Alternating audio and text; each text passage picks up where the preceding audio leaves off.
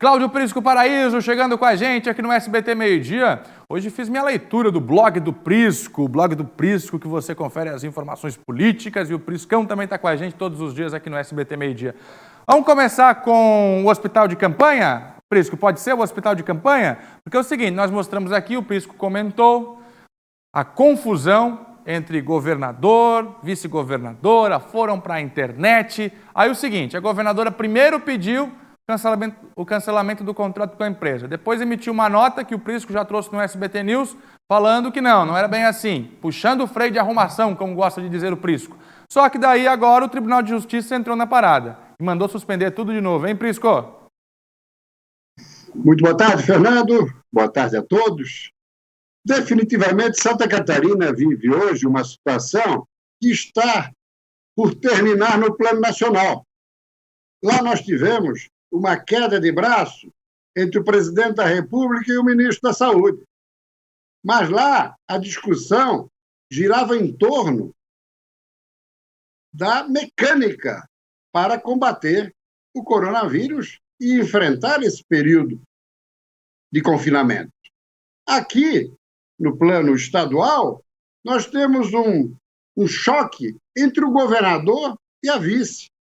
Mas daí não é nada relacionado à formulação de combate ao coronavírus, mas justamente em relação ao hospital de campanha, em que a vice-governadora discordou publicamente. Ou seja, por mais que os dois já não preservem um bom relacionamento, não é de hoje, eles teriam que estar conversando internamente e não permitir que a população acompanhe uma situação de conflito no momento em que já está preocupada e incomodada com a quarentena. Isso, definitivamente, é lamentável. Lá em cima, essa briga está acabando, porque Mandetta já é quase carta fora do baralho.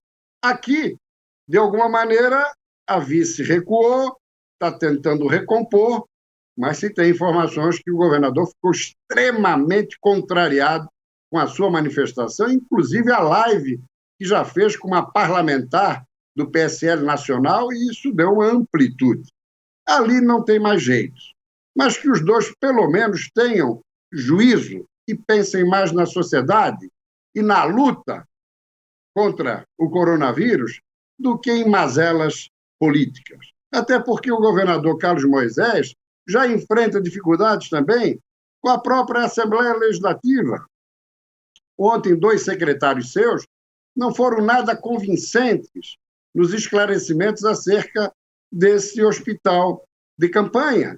O governo ainda não conseguiu, de maneira categórica, peremptória, demonstrar que esse foi o melhor caminho e que a lisura está prevalecendo nesse encaminhamento. Ora, isso é fundamental. Senão, o governo fica sob suspeita, além do desgaste brutal que está acumulando e desviando a atenção do principal. O foco prioritário qual é? É a doença, é o vírus, e não essas discussões. Governador que hoje, diante do distanciamento do MDB, que tem a maior bancada da Assembleia, 9 dos 40 deputados, com o distanciamento dos MDBistas, hoje, com Carlos Moisés, praticamente tem ali uma bancada de pequenos partidos que dá uma dezena, uma dúzia de parlamentares no máximo. Para qualquer aprovação, ele precisa de 21 votos. Isso sem foro qualificado. Porque se for alguma mudança constitucional, aí pior ainda. Mas não fica só nisso não, Fernando. Ainda nesse contexto do hospital de campanha, o governo alegou, e o próprio governador declarou, de que o Ministério Público e o Tribunal de Contas estavam acompanhando esse processo de licitação, de dispensa de licitação, e depois da empresa que acabou vitoriosa, supostamente vitoriosa. Pois muito bem, as duas instituições ontem liberaram nota oficial dizendo que não acompanharam absolutamente nada. Numa situação que desautoriza o governo, e gera constrangimento e, ao mesmo tempo, preocupação. Opa! Se o Ministério Público e o Tribunal de Contas não acompanharam, o governo disse que acompanhou, o que está vendo?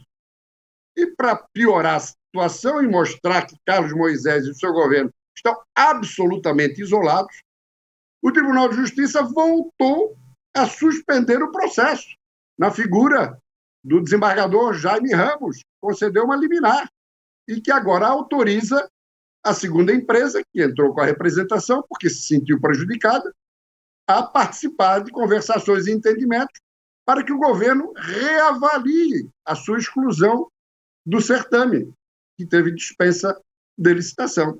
Portanto, Fernando, é uma situação muito delicada, muito desagradável, repito, que está provocando um desgaste brutal ao governo, saindo do foco prioritário, que seria justamente a questão dos leitos a serem disponibilizados. Não se fala agora nos leitos, se fala se vai valer ou não a dispensa de licitação. Agora, só uma observação final, que não poderia deixar de fazer. Agora vem aqui, em meio a esse imbróglio, se movimentam alguns parlamentares defendendo a instalação de uma CPI. Aí, o que é CPI? Comissão Parlamentar de Inquérito na Assembleia Legislativa. Aí o objetivo é politizar o processo, é uma grande de uma bobagem, e mais do que isso, é exploração política. E isso não acrescenta nada a esse já conturbado processo envolvendo o tal hospital de campanha, meu caro Fernando.